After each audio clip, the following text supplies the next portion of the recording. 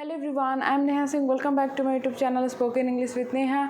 आज हमारा एक नया टॉपिक है, एक नया स्ट्रक्चर है जिसका नाम है नो यूज़, जिसका अर्थ होता है फ़ायदा नहीं।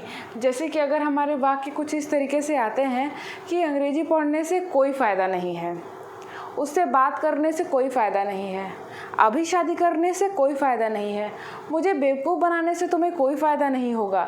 तो जो ये बीच में सारे वाक्यों के बीच में आ रहा है, फ़ायदा नहीं होगा, फ़ायदा नहीं है, फ़ायदा नहीं था, तो अगर ऐसे वाक्य हमारे सेंटेंसेस में आते हैं, बोलचाल की भाषा में आते हैं, तो हमें कैसे बनाना है? तो उन वाक्यों को बनाने के लिए, इन वाक्यों को बनाने के लिए हमें नो यूज़ का प्रयोग करना है।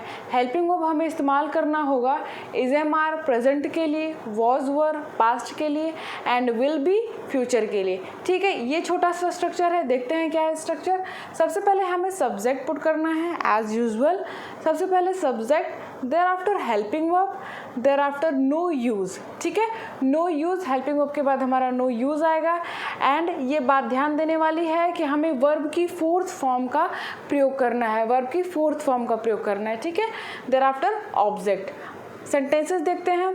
तुम्हें अभी शादी करने से कोई फ़ायदा नहीं है। कोई फ़ायदा नहीं आया हुआ है, यह वाक्य हमारा नो यूज़ से बनेगा अलॉन्ग विथ सेंटेंस हमारा प्रेजेंट में है। ठीक है, तो बनाते हैं। यू आर, सब्जेक्ट है हमारे यू, तुम्हें फ़ायदा नहीं है। You are no use getting marriage now. You are no use getting marriage now, तुम्हें अभी शादी करने से कोई फ़ायदा नहीं है। ठीक है, आगे बढ़ते हैं। क्या आपको अंग्रेजी पढ़ने से फ़ायदा था? हम किसी को पूछते हैं ना कि क्या आपको अंग्रेजी सीखने से, अंग्रेजी पढ़ने से फ़ायदा था? क्या आपको उस कोचिंग में पढ़ने से फ़ायदा था? ठीक है, तो वह कैसे वाक्य बनाएंगे? इंट्रोगेटिव वाक्य है हमारा, क्या सबसे पहले है, तो हेल्पिंग वर्ब हमारा सबसे पहले हो जाएगा। ठीक है, मैंने आपको ये सब बहुत अच्छे से एक्सप्लेन किया हुआ है टेंस वाली वीडियोस में। अगर आपने वो वीडियोस नहीं देखी हैं तो मैंने डिस्क्रिप्शन बॉक्स में वीडियो की लिंक डाल रखी है। ठीक है, सो वर यू यूज़। अब देखिए, फ़ायदा नहीं है तो हमें नो यूज़ का प्रयोग करना है, लेकिन यहाँ पे हम पूछ रहे हैं कि क्या आपको फ़ायदा था, तो हमें यहाँ पे नो का प्रयोग नहीं करना है। आपको जवाब में नो खुद ही मिलेगा, मतलब अगर जवाब में नो होगा तो हमें नो खुद ही मिलेगा। Were you use reading English या फिर learning English? Were you use reading English, क्या आपको अंग्रेजी पढ़ने से फ़ायदा था? ठीक है, नेक्स्ट है हमारा, मुझे बेवकूफ़ बनाने से तुम्हें कोई फ़ायदा नहीं होगा। मुझे बेवकूफ़ बनाने से तुम्हें कोई फ़ायदा नहीं होगा। फ़ायदा नहीं होगा, फ्यूचर में है वाक्य, फ़ायदा नहीं होगा, हमें ये वाला स्ट्रक्चर लगाना है।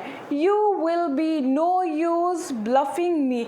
ब्लफ का होता है बेवकूफ़ बनाना, आईएनजी लगा देंगे तो क्या हो जाएगा? ब्लफिंग। आप इस वाक्य को ऐसे भी बना सकते हैं, you will be no use making me फूल।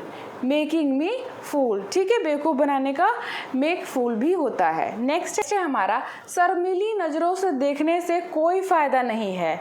फ़ायदा नहीं है, प्रेजेंट में है वाक्य।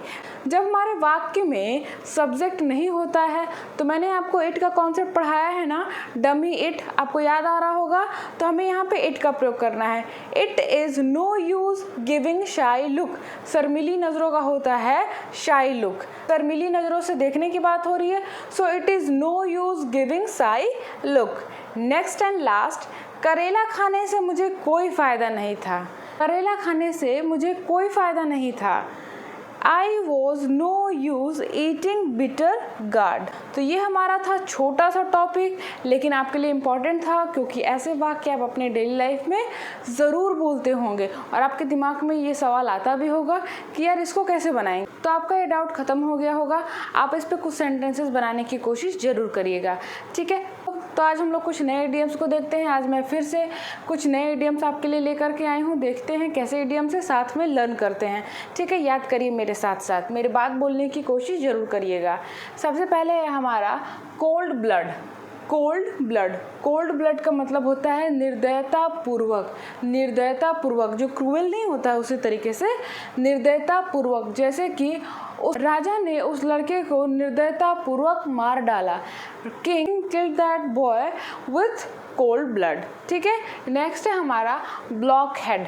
ब्लॉक हेड का मतलब होता है मूर्ख। जैसे कि मैं उस मूर्ख आदमी के साथ काम नहीं करना चाहूँगा। I would not like to do the work with that blockhead person.